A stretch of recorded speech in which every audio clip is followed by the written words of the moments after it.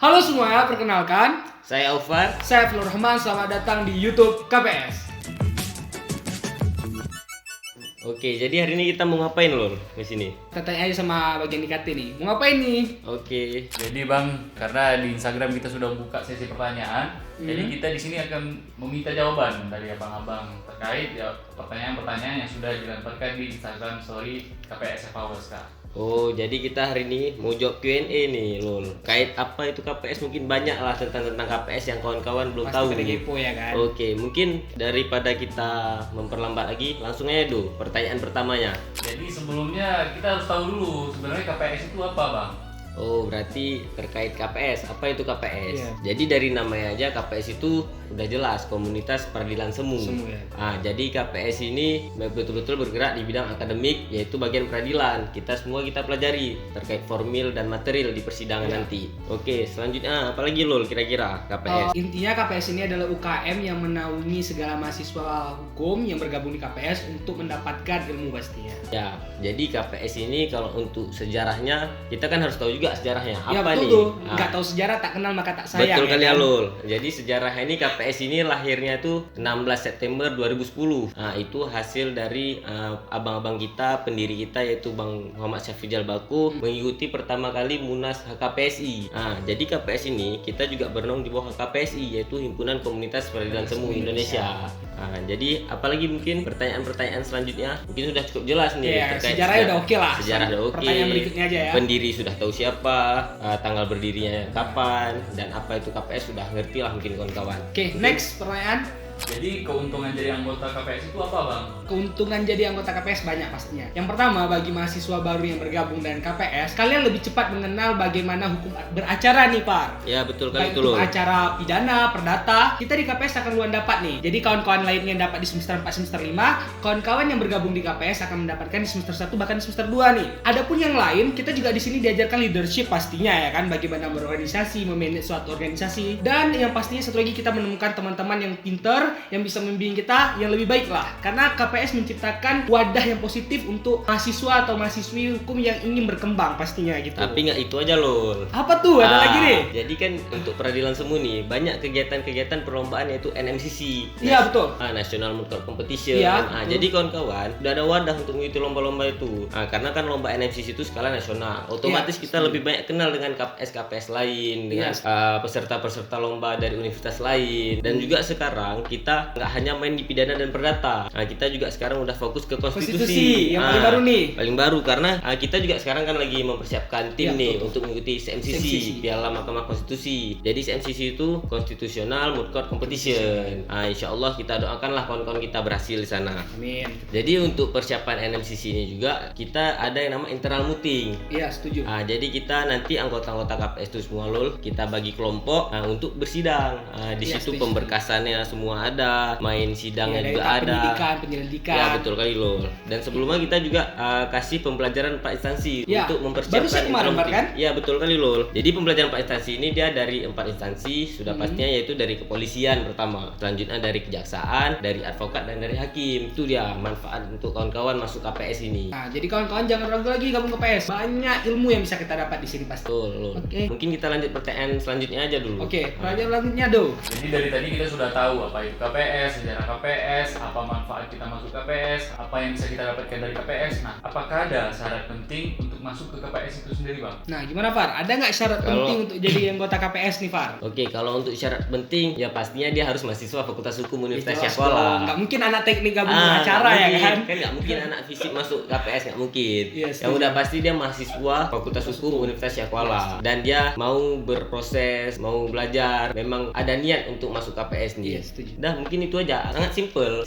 kali loh. Intinya niat mahasiswa hukum gaskan. Gas ya kan? Ada lagi mungkin? Apakah maba boleh masuk KPS? Itu udah pasti. Pastilah. Jadi kalau mungkin ini kita tahun 2021 ya. Iya. Kalau untuk 2021 ini berarti itu Angkatan angkatan ke-12. Iya, Angkatan angkatan 12. Itu yang boleh mendaftar yaitu angkatan mahasiswa 2020 dan 2021. Itu untuk maba dan angkatan 2020-nya. Oke, ada lagi loh? Ada lagi mungkin pertanyaan berikutnya? Nah, dari yang tak dengar dari sebelum-sebelumnya, memang memang KPS ini sudah sangat bagus. Tetapi kenapa KPS USK harus jadi pertimbangan untuk maba untuk memilih UKM ini daripada UKM yang lain? Nah, seperti yang kita bilang tadi, Alvar, Benar, di Lol. KPS ini kita belajar lebih cepat daripada yang lain. Jadi mahasiswa yang bergabung di KPS ini bakal lebih maju satu langkah daripada mahasiswa yang lainnya yang di angkatannya. Nah, di situ kita lebih mendapat feedback yang bagus daripada kita tidak bergabung di KPS. Memang banyak UKM yang lain yang bisa membantu untuk kita berkembang. Tetapi untuk dalam peradilan dan ilmu hukum khususnya, KPS yang jawaban yang paling tepat menurut saya. Ya betul sih Lol, karena memang KPS ini peradilan semu ini kita belajar beracara memang profesi-profesi yang nantinya mahasiswa hukum cari. Cita-cita Betul, mahasiswa setuju. hukum kan pasti kalau nggak jadi jaksa, jadi Hakim. hakim atau lain sebagainya lah. Iya, setuju. Insya Allah kita akan mendapatkan itu semua di KPS. Amin. Dan relasi-relasi terhadap jaksa dan hakim itu sudah pasti didapatkan di KPS. Setuju Nah, sekali. gitu sih kalau pertimbangan untuk kenapa harus masuk KPS. Jadi prestasi apa aja yang udah dicetak oleh KPS, Bang? Oke, kalau untuk prestasi mungkin sangat banyak. Coba mungkin Alul bisa jelaskan. Oke, daripada lama-lama lagi, ini deretan prestasi dari KPS.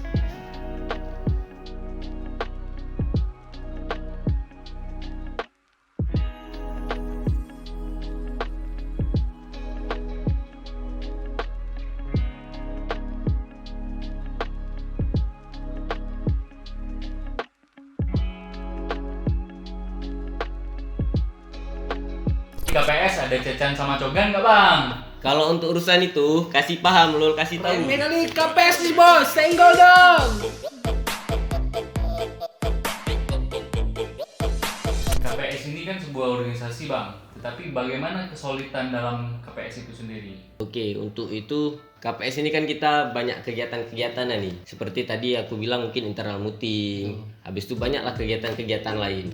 Jadi dari internal meeting tuh kelompok per kelompok dan mungkin di kegiatan-kegiatan kepanitiaan, disitulah rasa kekeluargaan kita muncul. Dan kita pun di sini di KPS ini bukan hanya sama anggota, tetapi sesama abang-abang kita, alumni, demisioner dan abang-abang lainnya semua. Kita itu satu semuanya. Makanya itu kalau di KPS rasa kekeluargaan tinggi dan abang-abang dan kakak-kakak alumni itu selalu masih merasa mereka masih di dalam KPS. Maka dari itu setiap kegiatan-kegiatan kita, abang-abang dan kakak-kakak selalu mensupport kita. Makanya dari itu kesulitan dan kekeluargaan dalam KPS sangat terjaga. Maka dari situ setiap anggota-anggota KPS yang keluar dari KPS atau menjadi alumni pasti untuk mendapatkan kerjaan atau pekerjaan sangat mudah karena relasi-relasi tadi. Setuju, Pak. Betul Lul? Betul. Jadi di KPS ini emang dibentuk bukan hanya sebagai kader, tapi kita melebihi daripada itu. Kita adalah keluarga besar KPS. Kalau kawan-kawan penasaran, boleh lihat di baju-baju belakang anak KPS. Pasti itu bukan organisasi doang dibuat, tapi keluarga besar komunitas peradilan semu. Karena kita membentuk keluarga, yang mana keluarga ini saling membackup. Jadi yang atas menarik yang bawah